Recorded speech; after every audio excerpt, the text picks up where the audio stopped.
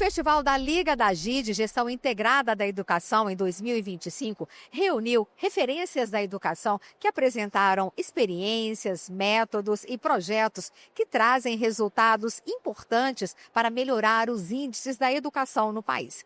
Entre os exemplos de sucesso está o projeto Educo do Sistema FEComércio de Minas Gerais, que promove a educação por meio da inovação e da comunidade. Para falar conosco sobre o projeto, nós convidamos Danilo Filho, que é analista de educação do SESC. Danilo, seja muito bem-vindo ao nosso podcast. Bom dia, Wanda. Obrigado pelo convite. É um prazer estar aqui dividindo um pouco desse projeto que é um querido do nosso coração. Você pode falar um pouco para a gente sobre o projeto Educo, que promove a conexão da comunidade e a troca de ideias para a transformação da educação? Claro. A Educo, ela nasce em 2023. Na verdade, o seu embrião é do período pandêmico, né? Então, momento onde nós que somos profissionais da educação, nos vimos ali um pouco sem chão, né? Se a educação ela é feita de relação presencial, naquele momento ela era mediada por um computador.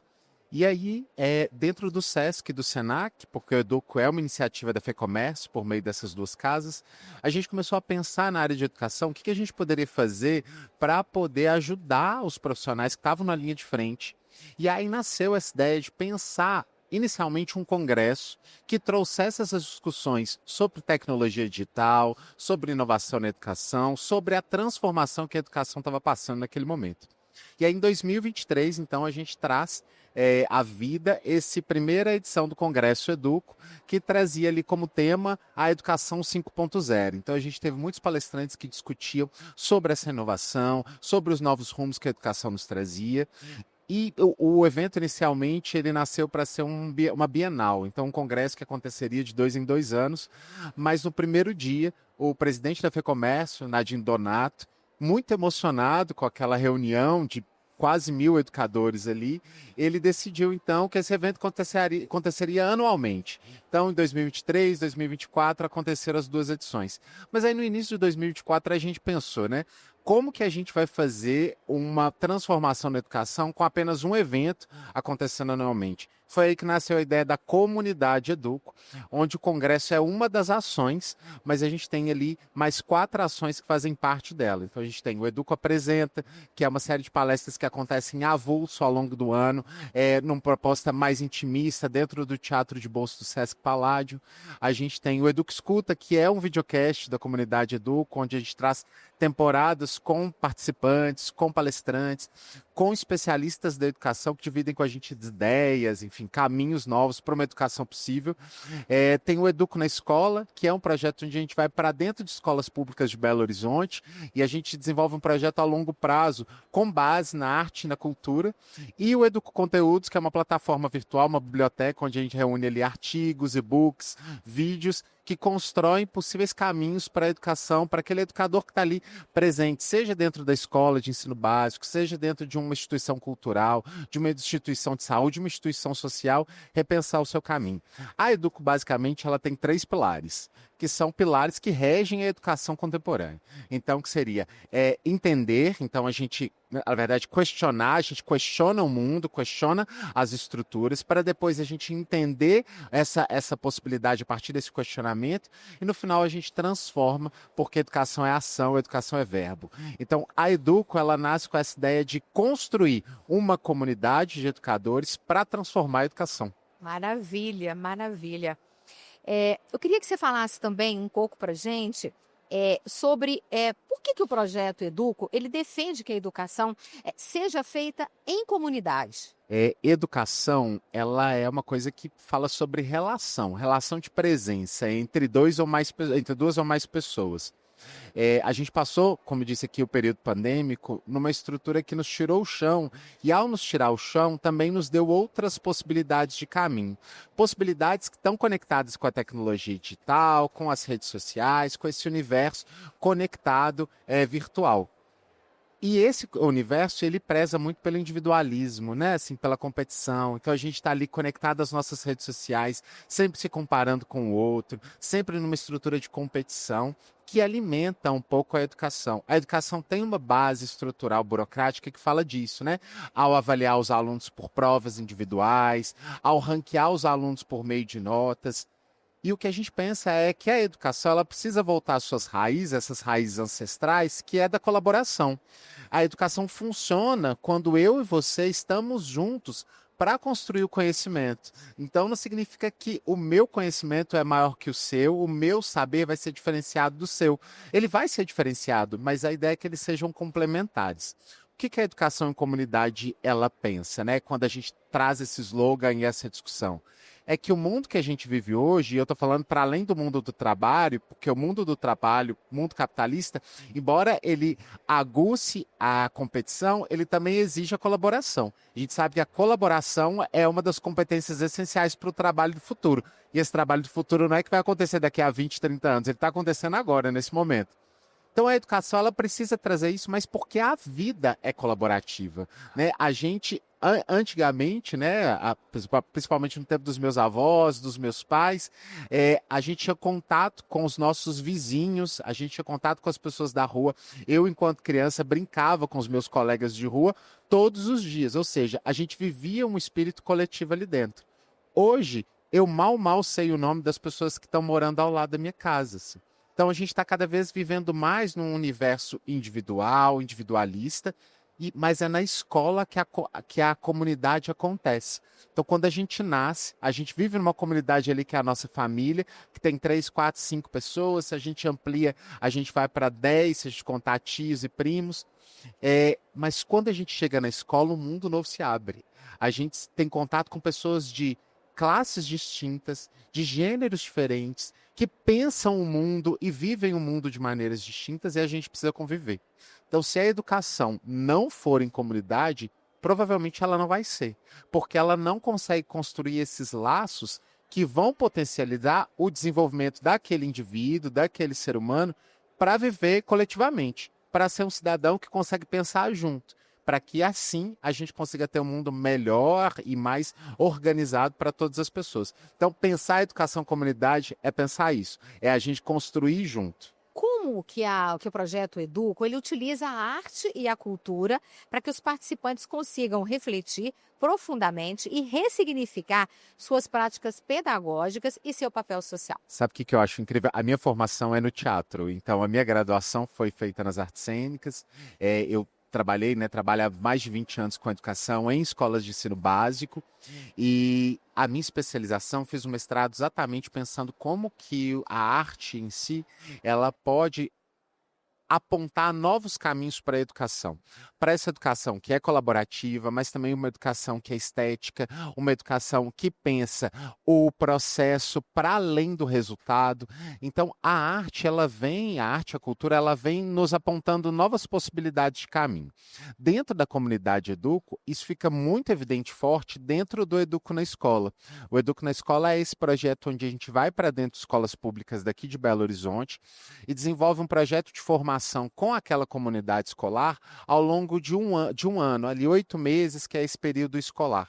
Então a gente faz uma série de encontros coletivos, então a gente pensa esses encontros, essas formações, quem vão ser os convidados, como vai ser essa metodologia, junto com os educadores. Quando eu falo educador, eu não estou falando só professor, eu estou falando professor, gestor, diretor, mas também as merendeiras que fazem parte da escola, o pessoal dos serviços gerais, os seguranças, bibliotecários, todas as pessoas fazem parte daquele coletivo, daquele universo.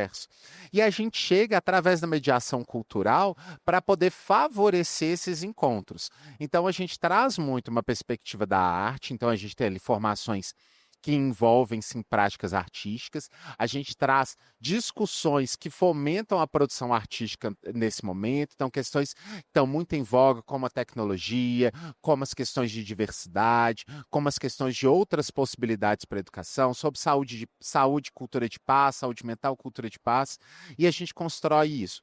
Pensar que a arte e a cultura estão só despejadas ou orientadas para o contexto do lazer é atribuir um conceito muito simplório a elas, assim. Então a gente entender que a arte e a cultura, elas movimentam o nosso intelecto, o nosso corpo, aquilo que somos e principalmente aquilo que somos em coletivo. Então a gente se educa muito através da arte e da cultura, né? Hoje a gente tem essas febres das séries, dos streams. Quantos aprendizados a gente tem e a gente não se dá conta de que a gente está aprendendo, né? Quantas coisas a gente aprende sobre o mundo que a gente às vezes não se dá conta que está aprendendo. Então, de que maneira a gente pode usar isso a favor de um conhecimento, de uma construção que potencializa o ser humano? Então, a gente traz isso. Então, o Educo na Escola, ele é o carro-chefe que utiliza esses caminhos. Mas, obviamente, no Educo Conteúdos, por exemplo, na nossa plataforma, a gente tem uma série de vídeos, né, que são pensados artisticamente, esteticamente, culturalmente, para poder trazer esse conhecimento. Então a gente constrói esse caminho. E aí, um ponto acho que interessantíssimo é que o Educo, que é o nosso congresso, né, o Congresso de Educação Educo, ele acontece dentro da Casa Cultural do Sesc em Minas, que é dentro do Sesc Paládio. Então, fazer com que o participante, o educador que vai a esse congresso se adentra a uma casa cultural, que não necessariamente é uma coisa que faz parte da realidade do cotidiano dele. Para além disso, a gente tem o Espaço Educo, que é uma curadoria que a gente faz e um projeto que é quase uma instalação de arte com foco na educação, onde ali ele absorve metodologias, recursos, ferramentas para se potencializar e potencializar a sua prática ali dentro.